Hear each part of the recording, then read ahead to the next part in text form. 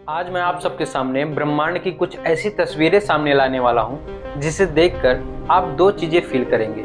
या तो आप ऑकवर्ड फील करेंगे या फिर एक्साइटेड हो जाएंगे ये जानकर कि वास्तव में हमारा यूनिवर्स इतनी अनसुलझी पहेलियों के साथ भी इतना खूबसूरत दिखाई देता है। जी हाँ, हम बात करने वाले हैं जियोसेंट्रिक मॉडल की, जो हमारे यूनिवर्स को समझने के लिए बहुत ही महत्वपूर्ण भूमिका निभाता है।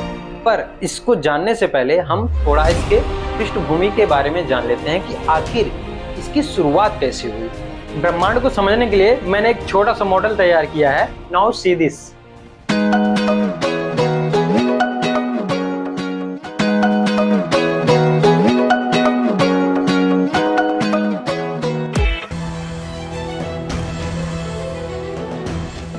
तो शुरू करते हैं सबसे पहले ब्रह्मांड की उस तस्वीर से जो आज के टाइम पे हंसने वाली बात ही लगेगी। प्राचीन समय में अधिकांश लोग ब्रह्मांड की तस्वीर को कछुए की मीनार के रूप में देखते थे कि पूरा विश्व कछुए की पीठ पर टिका हुआ एक समतल तस्तरी है, जो कि वास्तव में ये हंसने वाली बात ही लग रही होगी, लेकिन ऐसा बिल्कुल भी नहीं है।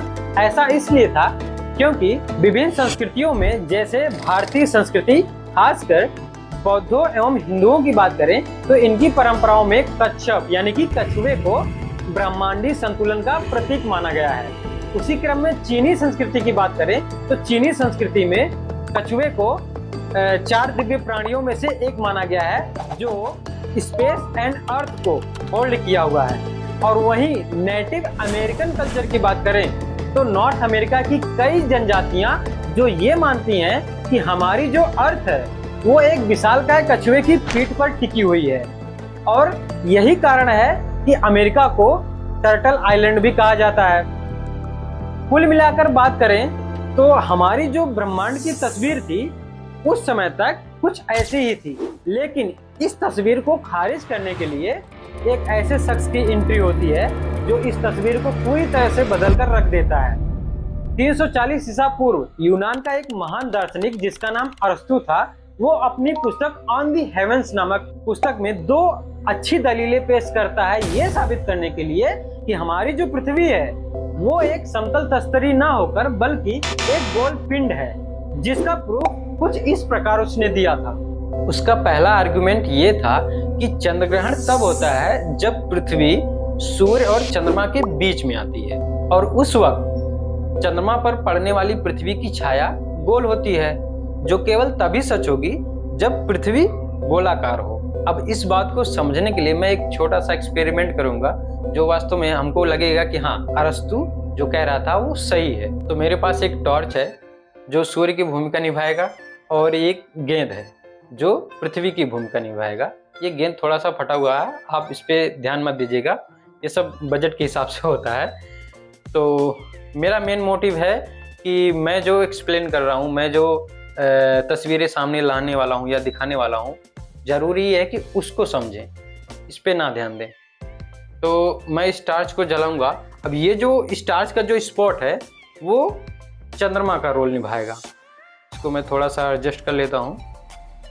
अब देखो, अरस्तु ने क्या बोला था कि चंद्रमा पर जो पृथ्वी की छाया है वो गोल होती है। अब देखो, ये जैसे जैसे पृथ्वी जो है सूर्य और चंद्रमा के बीच में आती है तो इसकी छाया देखो कुछ सर्कुलर दिखाई दे रही है। जैसे जैसे हम इसको और आगे बढ़ाते जाएंगे ये पूरे चंद्रमा को ढक लेगा। इससे पता चलता है कि हाँ, पृथ्वी जो है गोलाकार है। अब सवाल ये है कि अगर समतल तस्तरी होती पृथ्वी तो उस केस में क्या होता, जो कि इससे पहले बहुत से लोग मानते थे कि हमारी जो पृथ्वी है वो एक समतल तस्तरी है। और इस बात का खंडन करने के लिए उसने इसका भी एक्सपेरिमेंट किया, जो अपने तरीके से मैं बताने की कोशिश कर रहा हूँ। तो अगर मान लो पृथ्वी समतल तस्तरी होती तो उस कंडीशन में क्या होता। उस कंडीशन में 2 चीज़ें सामने निकल कर आती। या तो उसकी छाया यानी पृथ्वी की छाया लंबी फैली हुई होती, या तो दीर्घवृत्ताकार होती। तो इसको मैं देख लेता हूँ। जैसे ये है, अगर ये पृथ्वी है, मान लो समतल तस्तरी होती, तो उस कंडीशन में अब जैसे जैसे ये सामने बढ़ेगी, जैसे जैसे जाएगी सामने, ये देखो ये एकदम पतली फैली हुई लंबी इसकी छाया पड़ती है। इसे पता नहीं लगाया जा सकता कि पृथ्वी गोल है, जबकि आज भी चंद्रमा पर जो पृथ्वी की छाया पड़ती है वो गोलाकार होती है। तो जाहिर सी बात है ये वाला पॉइंट जो है अपने आप वैनिश हो जाता है। इसी क्रम में दूसरी जो सबसे अच्छी दलील ये थी कि उस वक्त उसने ये पाया कि यूनान के जितने भी जहाज यात्री थे जो समुद्री यात्रा करते थे, उस वक्त उसने ये देखा कि अगर नॉर्थ पोल पर कोई मतलब यात्री खड़ा है तो उस वक्त जो ध्रुव तारे की स्थिति है उसके ठीक सीधे वर्टिकली होगी, और वही धीरे धीरे जब साउथ पोल की तरफ बढ़ता है या फिर भूमध्य रेखा की तरफ बढ़ता है और वहां से अगर देखता है तो वही ध्रुव तारे की जो स्थिति होती है वो क्षितिज में हो जाती है, यानी कि सीधे दिखाई देती है। तो उससे ये अनुमान लगाया कि अगर पृथ्वी गोल नहीं होती, समतल तस्तरी होती, तो शायद ये ध्रुव तारे की स्थिति है वो एक समान रहती, पर ऐसा नहीं था। और इसी क्रम में जो तीसरी दलील थी या आर्गुमेंट था वो सबसे अच्छा आर्गुमेंट था। उसने देखा कि जैसे समुद्र की जो जहाज़ें होती हैं और मान लो कोई ऑब्जर्वर है और समुद्र की जहाज दूर से आ रही है, तो सबसे पहले उस जहाज की जो है वो पाल यानी कि जो टॉप पे होता है वो सबसे पहले दिखाई देता है, और जैसे जैसे ऑब्जर्वर और जो जहाज है उन दोनों के बीच की दूरी जैसे जैसे घटती है वैसे वैसे जहाज का जो पूरा ढांचा है वो दिखाई पड़ता है। तो इससे साबित उसने कर दिया कि अगर पृथ्वी गोल नहीं होती, समतल तस्तरी होती, तो ऑब्जर्वर को अचानक से या फिर सबसे पहले पूरी जहाज ही दिखती, उसकी पाल के साथ साथ उसके जहाज का जो ढांचा है वो पूरा दिख जाता। तो इस आर्गुमेंट को उसने अपने ऑन द हेवंस नामक पुस्तक में एक पुख्ता साबूत के तौर पर रखा। अरस्तु का यह विचार था कि पृथ्वी स्थिर है और सूर्य, चंद्रमा, ग्रह एवं तारे ये सब उसके चारों ओर एक सर्कुलर पथ में घूमते हैं। उसका ऐसा विश्वास था कि पृथ्वी जो है वो ब्रह्मांड का केंद्र है, और तो और जो वृत्तीय गति है वो सर्वाधिक शुद्ध एवं त्रुटिहीन है। आज भी हम में से, आप लोगों में से कोई ना कोई जरूर होगा, ये कभी न कभी जरूर सोचता रहा होगा कि हाँ यार, हमारा घर, हमारे रिश्तेदारों का घर, इवन हमारी जो मार्केट है वो भी स्थिर ही है, वो एक जगह से दूसरी जगह पर मूवमेंट नहीं होती है। अगर कोई एक जगह से दूसरी जगह अपनी स्थिति बदल रहा है तो वो है सूर्य और चंद्रमा।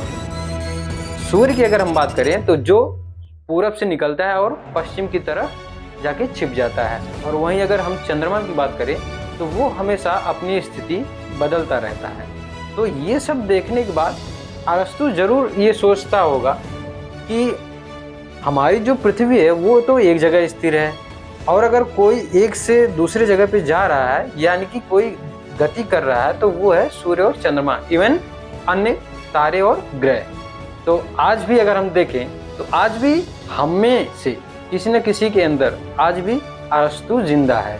अब इसी विचार को संपूर्ण ब्रह्मांडीय मॉडल के रूप में लगभग 450 साल बाद टॉलमी ने विस्तार से वर्णन किया कि किस तरह पृथ्वी ब्रह्मांड का केंद्र है जो 8 गोलों से घिरी हुई है। अब यही मॉडल नियमित रूप से सन 140 ईस्वी में स्थापित हुआ, जो आगे चलकर जियोसेंट्रिक मॉडल या जियोसेंट्रिक थ्योरी के नाम से जाना गया। जैसा कि आप सब देख ही रहे होंगे कि ये जियोसेंट्रिक मॉडल आप सबके सामने बनकर तैयार है।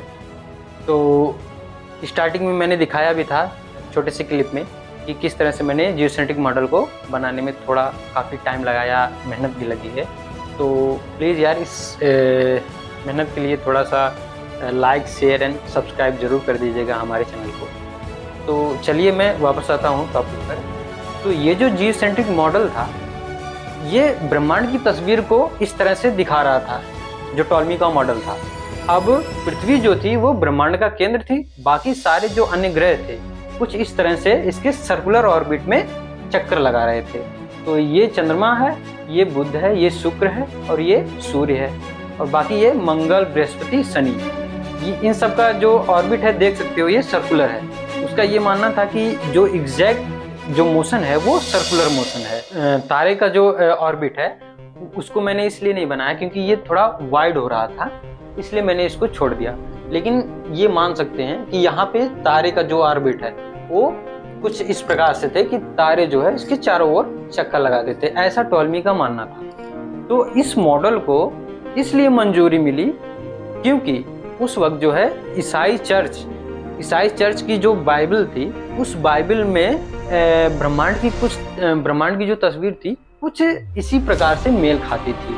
तो इसलिए टॉलमी के जो क्या नाम है जियोसेंट्रिक मॉडल को मंजूरी मिली।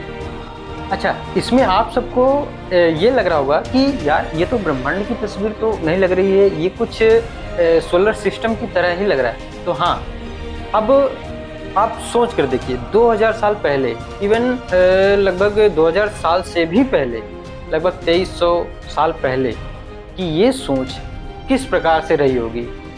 हमारे पास कोई जो है इक्विपमेंट नहीं थे, या फिर कोई जो है टेलीस्कोप नहीं था जो आज के टाइम पे है कि हम ताकि दूर से देख सकें या यहाँ पे रह के दूर की चीज़ों को देख सकें कि हाँ किस तरह से मूवमेंट हो रहा है, या हमारी पृथ्वी चक्कर लगा रही है, हम सूर्य जो है पृथ्वी का चक्कर लगा रहा है। तो कुछ इस प्रकार से था। अब चूंकि ये मॉडल जो था ये लगभग आज के टाइम पे अगर देखोगे तो पूरा एकदम सोलर सिस्टम की तरह ही दिखेगा।